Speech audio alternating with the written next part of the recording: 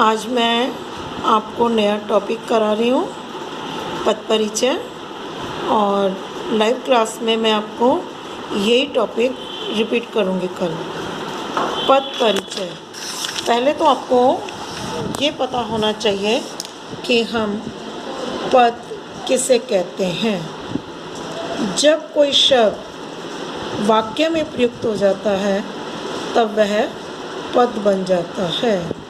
यानी हम किसी भी शब्द को कहीं भी तो नहीं प्रयुक्त कर सकते, व्याकरण की दृष्टि से उसे उचित क्रमानुसार लिखते हैं। अर्थात जब कोई शब्द वाक्य में प्रयुक्त हो जाता है वह पद बन जाता है। अर्थात वाक्य में प्रयुक्त शब्दों को हम पद कहते हैं।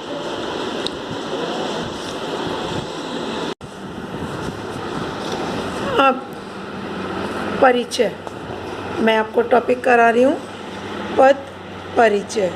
अभी मैंने आपको बताया पद किसे कहते हैं, वाक्य में प्रयुक्त शब्दों को पद कहते हैं। अब परिचय, परिचय किसे कहते हैं? वाक्य में प्रयुक्त शब्द की स्थिति बताना, अर्थात व्याकरण की दृष्टि के अनुसार वह शब्द विकारी है या अविकारी, और यदि वह विकारी है तो उसका भेद, लिंग, वचन, कारक, पुरुष आदि के बारे में बताना। यदि वह अविकारी है तो वह किस प्रकार का अवयव है और उसके अन्य शब्दों के साथ क्या संबंध है, इन सारी बातों की जानकारी देना पद परिचय कहलाता है। तो 10th क्लास यहाँ तक क्लियर हुआ आपको कि पद किसे कहते हैं, वाक्य में प्रयुक्त शब्दों को हम पद कहते हैं, और परिचय उस पद के बारे में जानकारी देना कि वह आपका विकारी शब्द है या अविकारी है। अगर विकारी है तो उस विकारी शब्द का भेद क्या है, लिंग क्या है, वचन क्या है, कारक क्या है, पुरुष क्या है, इन सब की जानकारी देना ये। और अविकारी है तो अवयव कौन सा है, अवयव है तो उसका वाक्य के अन्य शब्दों से क्या संबंध है।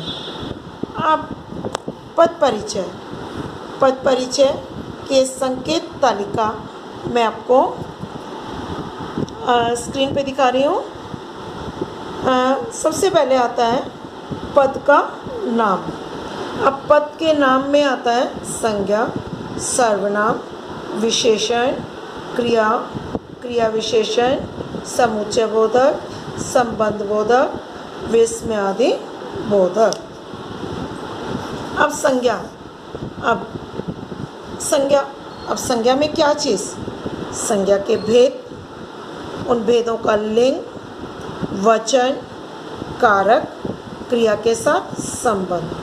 अर्थात जब आप वाक्य में प्रयुक्त पद का परिचय देते हैं, अगर उसमें संज्ञा शब्द होता है उसका परिचय देते हैं तो सर्वप्रथम आप लिखेंगे कि संज्ञा का भेद कौन सा है।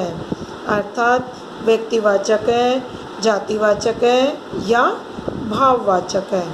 फिर भेद बताने के बाद उसका लिंग कौन सा है। हिंदी में 2 ही लिंग होते हैं, स्त्रीलिंग और पुल्लिंग।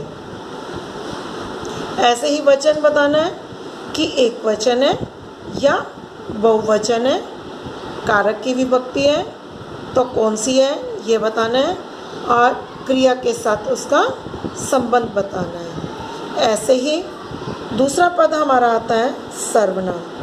संज्ञा की तरह ही अगर कोई पद सर्वनाम है तो पहले सर्वनाम का भेद, पुरुष, लिंग, वचन, कारक और क्रिया के साथ संबंध। यानी सेम जैसे हम संज्ञा का बताएंगे वैसे ही हम सर्वनाम का बताएंगे, लेकिन संज्ञा के 3 भेद हैं और सर्वनाम के 6 भेद होते हैं। अब भेद तो आपको पता ही होगा, पुरुषवाचक, निजवाचक, निश्चयवाचक, अनिश्चयवाचक, प्रश्नवाचक और संबंधवाचक।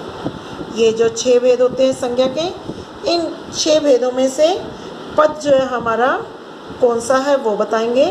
फिर पुरुष यानी लिंग, पुरुष बताएंगे, प्रथम पुरुष, मध्यम पुरुष, उत्तम पुरुष। लिंग पुल्लिंग है या स्त्रीलिंग, वचन एक वचन या बहुवचन। उसी प्रकार विशेषण का भेद, सेम सारी सिचुएशन एक जैसी होगी कि संज्ञा है तो संज्ञा का भेद, सर्वनाम है तो सर्वनाम का भेद, विशेषण है तो विशेषण का भेद, फिर लिंग, वचन और विशेष्य का निर्देश। विशेष्य अर्थात जिसकी विशेषता बताई जाती है। अब आता है पद में क्रिया का भेद कि वो कौन सी क्रिया है, अकर्मक है, सकर्मक है। फिर यहाँ भी हम लिंग, वचन, पुरुष, धातु, काल, वाच्य, प्रयोग, कर्ता और कर्म का संकेत, यानी जो हमारी क्रिया है वो कर्ता है या कर्म है। नेक्स्ट आता है क्रिया विशेषण में भी इसके भेद बताएंगे। 4 भेद होते हैं, रीतिवाचक और परिमाणवाचक क्रिया विशेषण और कालवाचक क्रिया विशेषण और स्थानवाचक क्रिया विशेषण। फिर इसकी विशेषता जिससे बताई जा रही है वो बताएंगे। इसके बाद समुच्चय बोधक भेद बताएंगे, किन पदों या वाक्यों को मिला है। उसके बाद संबंध बोधक अर्थात किसके साथ संबंध बताया जा रहा है।